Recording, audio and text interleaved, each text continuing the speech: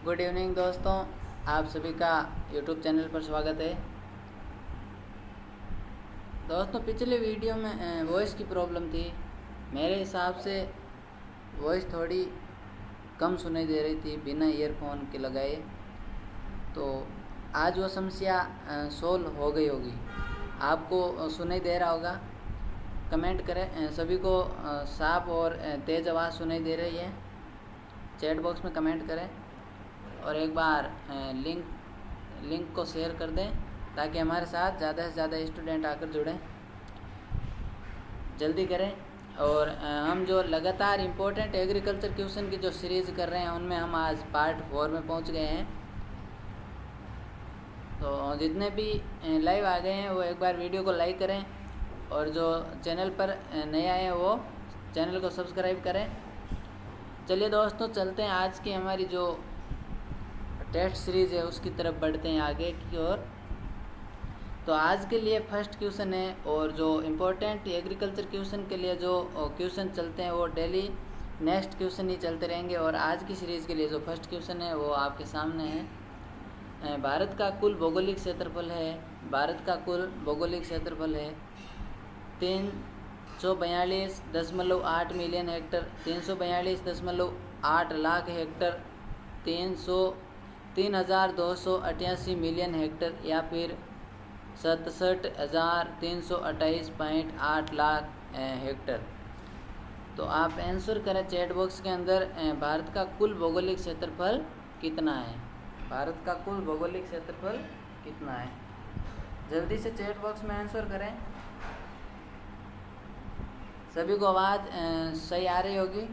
Voice में किसी प्रकार की प्रॉब्लम नहीं है आज।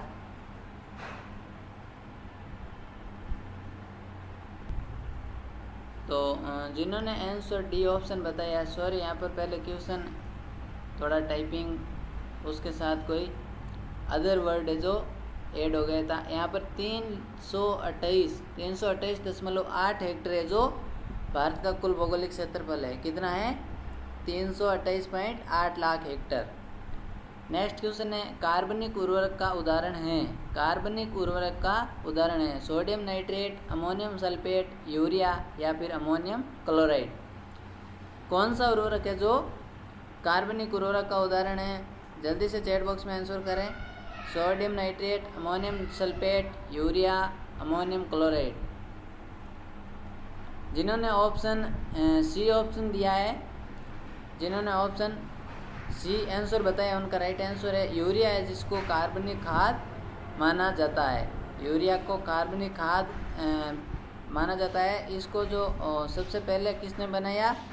वोहलर ने। वोहलर में इसकी जो लैब में खोज की गई थी यूरिया की, वो वोहलर वैज्ञानिक द्वारा की गई थी और ये कार्बनिक उर्वरक खाद है। नेक्स्ट क्वेश्चन है हमारा किस फसल को चारे का राजा कहा गया है? किस फसल को चारे का राजा कहा गया? बरसीम को, जई को, रिजगा को या फिर ज्वार को। कौन सी फसल है जिनको चारे का राजा कहा गया है? जिन्होंने ऑप्शन ए आंसर दिया है बरसीम, उनका राइट आंसर है। कई स्टूडेंट क्या करते हैं, फसल का चारों का राजा, तो उसमें रिजगा ऑप्शन करके आ जाते हैं। क्या करके आ जाते हैं? रिजगा। तो रिजगा उनका रॉन्ग आंसर होता है। और यहाँ पर जो चारों का राजा होगा वो होगा बरसीम। और ज्वार होता है मोटे अनाजों का राजा, या ज्वार को मोटे अनाज के नाम से भी जाना जाता है। ज्वार होती फसल, ज्वार क्रॉप होती है, उसको मोटे अनाजों का राजा या मोटे अनाज के नाम से भी जाना जाता है। नेक्स्ट क्वेश्चन है तंबाकू में कौन सा एल्कलॉइड होता है? तंबाकू में कौन सा एल्कलॉइड होता है? कैफीन, टैनिन, निकोटीन या मॉर्फिन। जल्दी से चैट बॉक्स में आंसर करें। तंबाकू में कौन सा एल्कलॉइड पाया जाता है? कैफीन, टैनिन, निकोटीन या फिर मॉर्फिन। जिन्होंने ऑप्शन सी दिया है, जिन्होंने ऑप्शन सी आंसर दिया है उनका राइट आंसर है जो तंबाकू के अंदर एल्कलॉइड पाया जाता है वो कौन सा पाया जाता है? वो पाया जाता है निकोटीन। अब निकोटीन से तंबाकू का जो नाम है वो भी निकोटीन से ही संबंधित है। और इसमें पाए जाने वाला एल्कलॉइड है वो भी निकोटीन ही है। और बाकी है जो कैफीन, टेनिन पाया जाता है। अनार होता है, अनार फल होता है अनार, उसके जो उसका वो छिलका होता है उसके अंदर टेनिन पाया जाता है। मॉर्फिन और कैफीन ये होते हैं मादक होते हैं, नशीले पदार्थ वाले होते हैं, तो इनसे नशे के काम में उपयोग लेते हैं। जिस प्रकार इनको मादक पदार्थ कहा जाता है, निकोटीन है, मॉर्फिन है या कैफीन है। नेक्स्ट क्वेश्चन है, कुसुम के बीज में तेल की मात्रा कितने प्रतिशत होती है? कुसुम के बीज में तेल की मात्रा बतानी है। 25 से 30%, 30 से 35%, 35 से 40% या फिर 40 से 50%। जल्दी से आप चैट बॉक्स में आंसर करें कौन सा राइट आंसर होगा। तो जो कुसुम के अंदर तेल की मात्रा कितने प्रतिशत पाई जाती है?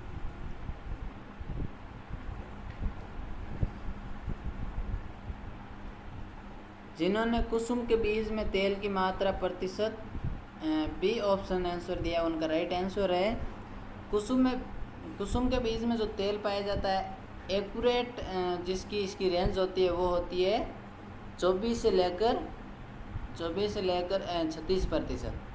कितनी होती है? 24 से लेकर 36%। और यदि हम यहाँ इन ऑप्शन के अकॉर्डिंग देखें तो यहाँ पर होगी हमारी 30 से लेकर 35%। कितनी होगी? 30 से लेकर 35%। चलते हैं नेक्स्ट क्वेश्चन पर।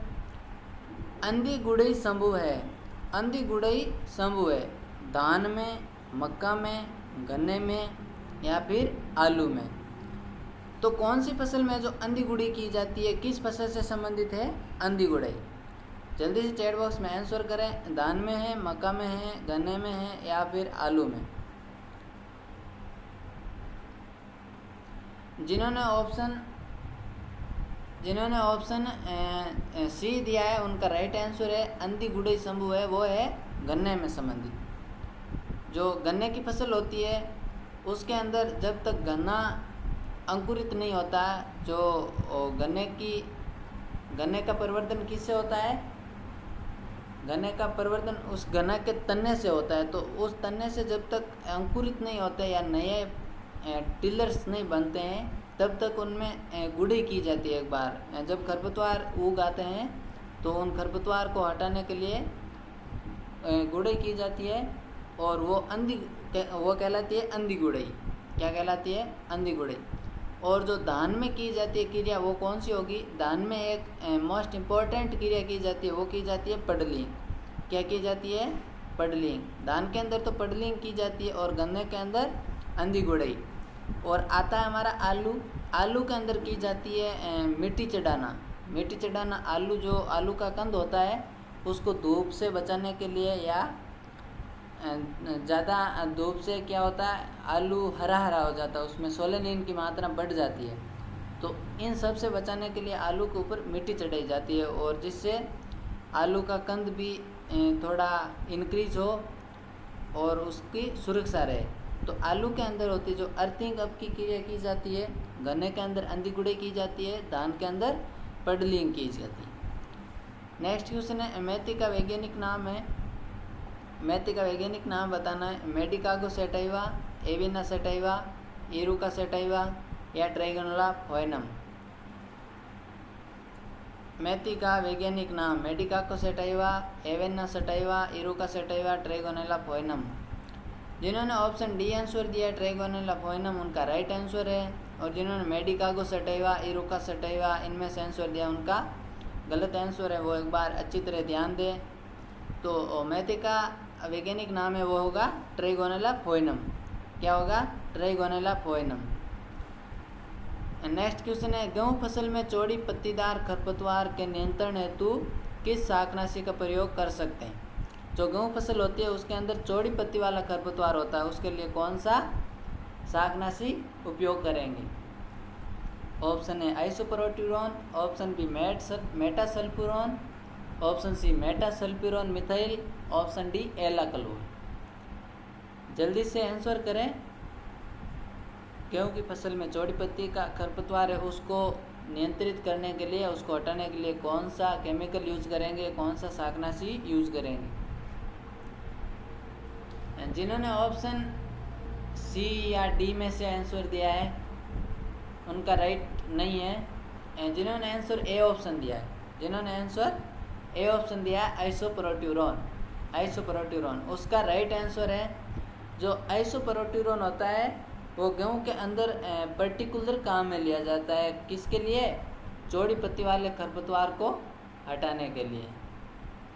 और मोस्ट पूछा जाए तो गेहूं के अंदर जो शाकनाशी उपयोग लिया जाता है वो कौन सा होगा? वो आइसोप्रोट्यूरॉन ही होगा। नेक्स्ट क्वेश्चन है हमारा, अधिक जल बचत के लिए फसलों में सिंचाई विधि है। अधिक जल बचत के लिए फसलों में सिंचाई विधि है कूड़ विधि, यहाँ पर फंड विधि नहीं है, कूड़ विधि, क्यारी विधि, सीमांत पट्टी विधि या फिर फवारा सिंचाई। कौन सी सिंचाई द्वारा अधिक जल बचत की जाती है? अब यहाँ पर आंसर देना जो इन ऑप्शन के अनुसार देना है, ना कि जो हम पढ़ते हैं ड्रिप तंत्र होता है जो इसमें सबसे ज़्यादा जल की बचत होती है, फवारा सिंचाई होती है उसमें ड्रिप तंत्र की अपेक्षा कम होती है, तो उसके हिसाब से नहीं। यहाँ पर जो जल बचत का क्वेश्चन पूछा गया है और यहाँ पर जो ऑप्शन हमारे सामने दिखाई दे रहे हैं उनके अनुसार आंसर करना है। जल्दी से आंसर कर दीजिए एक बार आप, और जितने भी यूट्यूब पर नए आए हैं वो एक बार लाइक करें, चैनल को सब्सक्राइब करें, बेल आइकन को प्रेस करें ताकि नई क्लास जब भी स्टार्ट हो प्रीमियर आपको आपके पास नोटिफिकेशन आ जाए। तो जिन्होंने ऑप्शन डी आंसर दिया है फवारा सिंचाई, फवारा सिंचाई स्प्रिंकलर मेथड होती है जो इन ऑप्शन के अनुसार है, जो हमारी जल बचत फसलों के अंदर जल बचत के लिए उपयोगी है। जो इन ऑप्शन जैसे कूड़ विधि है, क्यारी विधि है, सीमांत पट्टी विधि है, इन तीनों की अपेक्षा फवारा विधि में अधिक जल बचत होती है और इसी के साथ जल बचत होती है। और जब इन फवारा विधि के साथ यदि यहाँ पर ड्रिप तंत्र या ड्रिप सिंचाई या बूंद बूंद सिंचाई दे रखा होता तो वहाँ हमारा ऑप्शन राइट होता वो ड्रिप तंत्र वाला, क्योंकि फवारा की अपेक्षा ड्रिप तंत्र में ज़्यादा पानी की जल बचत होती है। नेक्स्ट क्वेश्चन है हमारा, लवणीय क्षारीय मृदाओं की क्रमशः पीएच, विद्युत चालकता यानी ईसी इलेक्ट्रिसिटी कंडक्टिविटी एंड विनिमयशील सोडियम प्रतिशतचा एक्सचेंज सोडियम परसेंटेज होता है। तो यहाँ पर हमें पीएच बतानी है, एक ईसी बतानी है और एक ईएसपी बतानी है। जो लवणीय क्षारीय मृदाएं होती है उनके संबंध में राइट कौन सा आंसर होगा? ऑप्शन है पीएच 8.5 यानी 8.5 से अधिक, ईसी 4 डेसिसाइमन से अधिक और ईएसपी भी 15% से अधिक। नेक्स्ट ऑप्शन है पीएच 8.5 से कम, ईसी 4 डेसिसाइमन से कम और ईएसपी है जो 5% यहाँ पर 15% भी है तो 15% से अधिक। नेक्स्ट क्वेश्चन भी यही है, जो पीएच है वो 8.5 यानी 8.5 से अधिक है, ईसी इसकी है जो 4 डेसिसाइमन से कम है और ईएसपी है इसकी जो 15 से अधिक 15 से कम है। इसी तरह लास्ट ऑप्शन दे रखा है पीएच 8.5 से अधिक, ईसी 4 डेसिसाइमन से अधिक और ईएसपी दे रखा है इसका 15 से कम। तो चैट बॉक्स में आंसर करें राइट कौन सा आंसर होगा? जल्दी से आंसर करें, सभी आंसर करें, ऐसे नहीं कि ओनली देखते रहें। जो लवणीय क्षारीय मृदा होती है, लवणीय क्षारीय मृदा के लिए उपयुक्त ट्रिक याद कर लो आप, जो पीएच, ईसी और ईएसपी ये सभी क्या होंगे? सभी अपने निर्धारित वैल्यू से अधिक होंगे। निर्धारित वैल्यू इनके लिए रखी गई, जैसे पीएच रखी गई 8.5 फिक्स वैल्यू रखी गई है, ईसी रखी गई इसकी 4 डेसिसाइमन है और ईएसपी रखी गई इसकी 15%। तो इन सभी से जो हाई होगा वो होगी लवणीय क्षारीय मृदा। लवणीय क्षारीय मृदा के लिए सभी है जो हाई होंगे। तो यहाँ पर हाई वाला ऑप्शन फर्स्ट ही मिल रहा है हमारा।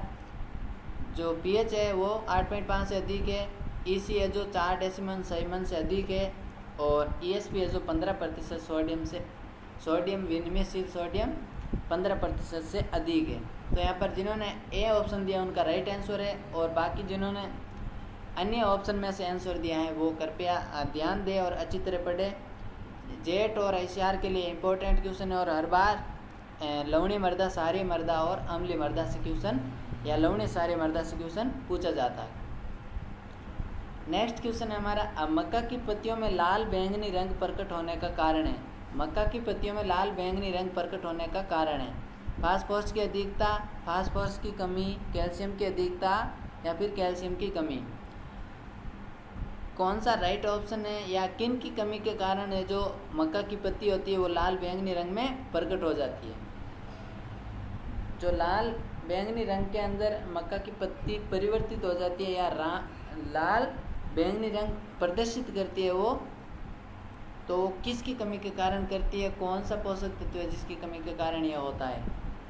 जिन्होंने ऑप्शन बी आंसर दिया है उनका राइट आंसर है, जो मक्का की पत्ती होती है वो लाल बैंगनी रंग प्रकट करती है वो फास्फोरस की कमी के कारण करती है। किसकी कमी के कारण? फास्फोरस की कमी के कारण। नेक्स्ट क्वेश्चन है हमारा, दक्षिणी पूर्वी राजस्थान में सोयाबीन की बीज दर है। दक्षिणी पूर्वी राजस्थान में सोयाबीन की बीज दर है। अब यहाँ पर देखो दक्षिणी पूर्वी किस टाइप समझोगे आप, ये जो हमारा राजस्थान का मैप है, ये है जो राजस्थान का मैप है, ये मेरे हिसाब से उल्टा बन गया, कोई बात नहीं, उल्टा बन गया, हमें यहाँ पर समझना है। यहाँ पर इसकी होती है जो उत्तर दिशा होती है, नॉर्थ वेस्ट, और इधर आ गई ईस्ट और इधर साउथ। तो ये पूछ रहा है दक्षिणी पूर्वी एरिया, दक्षिणी पूर्वी एरिया, तो दक्षिण कौन सा हो गया, दक्षिण ये हो गया और पूर्वी ये हो गया। तो इस एरिया में जो सोयाबीन की बीज दर है वो कितनी है, 50 किलोग्राम प्रति हेक्टर, 60 kg प्रति हेक्टर, 80 kg प्रति हेक्टर या 150 kg प्रति हेक्टर। जल्दी से चैट बॉक्स में आंसर करें। राइट आंसर क्या होगा, इसमें जो पूछी गई हमें क्या, बीज दर। हाँ, जिन्होंने ऑप्शन सी आंसर दिया उनका राइट आंसर है 80 kg प्रति हेक्टर। दक्षिणी पूर्वी राजस्थान में सोयाबीन की बीज दर है जो 80 kg प्रति हेक्टर है। नेक्स्ट क्वेश्चन है, सरसों की फसल को पाले से बचाने हेतु कौन से रसायन व मात्रा का छिड़काव लाभदायक रहता है। गंधक का तेजाब 0.3%, हाइड्रोक्लोरिक आम्ल 0.1%, गंधक का तेजाब 0.1% या फिर गंधक का तेजाब 0.5%। इनमें से कौन सा है जो सरसों की फसल को पाले से बचाने के लिए उपयोग होता है रसायन, उसके बाद उसकी कितनी मात्रा ली जानी उपयुक्त है। तो जल्दी से चैट बॉक्स में आंसर करें बेझिझक के साथ, और जो भी वीडियो में नए आए वो एक बार वीडियो को लाइक करें, चैनल पर नए आए जो चैनल को सब्सक्राइब करें, बेल आइकन को प्रेस करें। तो सरसों की फसल को पाले से बचाने हेतु हम गंधक का तेजाब उपयोग तो गंधक के तेजाब का ही करेंगे, H2SO4 का, पर इसमें मात्रा कितनी दे रखी है, 0.3%, 0.3%। तो ये इसका आंसर राइट नहीं है। जिन्होंने आंसर सी ऑप्शन दिया है उनका राइट आंसर है गंधक का तेजाब होगा, कौन सा केमिकल होगा, गंधक का तेजाब, और उसकी 0.1% मात्रा जो यूज ली जाएगी जो, और इसी के साथ ये दे रखा HCl आम्ल 0.1%। यदि HCl का उपयोग कर दिया तो हमारी जो फसल है पूर्णतः नष्ट हो जाएगी, फसल है जो पूर्णतः नष्ट हो जाएगी, जल जाएगी तेजाब के कारण। जबकि यहाँ गंधक का तेजाब होगा H2SO4, उसके 0.1% उपयोग मात्रा उपयोग में करने से सरसों में जो पाले से पाला पड़ता है उससे फसल को बचाया जा सकता है। नेक्स्ट क्वेश्चन है, 40 kg नाइट्रोजन देने हेतु DAP की ज़रूरत होगी। अब 40 kg नाइट्रोजन देना हमें DAP द्वारा, तो कितना DAP देना होगा, 200 kg, 222 kg, 230 kg या फिर 240 kg। अब कितना यूरिया DAP देंगे हम, तब हमारी भरपाई हो जाएगी 40 किलोग्राम नाइट्रोजन की। जल्दी से चैट बॉक्स में आंसर करें। और ये पिछली बार भी पूछा गया, 2018 में भी क्वेश्चन पूछा गया, तो वेरी इंपॉर्टेंट क्वेश्चन है। यहाँ कभी यूरिया पूछ ले, कभी डीएपी, और यहाँ पर आपको SSP, double super single super phosphate, double super phosphate, try super phosphate, इनसे क्वेश्चन पूछ सकते हैं और उनकी मात्रा पूछ सकते हैं। तो आप जल्दी से चैट बॉक्स में आंसर करें कि राइट आंसर कौन सा होगा। जिन्होंने बी ऑप्शन राइट आंसर दिया है, बी ऑप्शन 222 किलोग्राम, उनका राइट आंसर है। जो 40 किलोग्राम नाइट्रोजन देने के लिए हमें डीएपी कितना चाहिए, 222 किलोग्राम। अभी है जो आप क्लास को एक बार वापस देखना, हाई स्पीड में करके देख लेना। जब ये क्वेश्चन आए तो इसके यहाँ पर रुकना 2 मिनट, इसको पूछना और इसकी जो कैलकुलेशन है वो आप करना। जो डीएपी होती है उसके अंदर नाइट्रोजन की उपस्थिति मात्रा कितनी होती है, 18%, और जो फास्फोरस होता है वो होता है 46%। नेक्स्ट क्वेश्चन है, सोयाबीन में खरपतवार नियंत्रण हेतु अंकुरण पश्चात शाकनाशी है। सोयाबीन में खरपतवार नियंत्रण हेतु किस अंकुरण पश्चात शाकनाशी का उपयोग करते हैं? इमेजाथापिर, पेंडामेथालिन, पेंडीमेथालिन, या एलाकेलोर, या फिर फ्लुकलोरिन। कौन सा रसायन है जिसका सोयाबीन में खरपतवार नियंत्रण हेतु अंकुरण के पश्चात शाकनाशी के रूप में उपयोग किया जाता है? जल्दी से चैट बॉक्स में आंसर करें, कौन सा रसायन होगा जिसको सोयाबीन के लिए उपयोग करेंगे?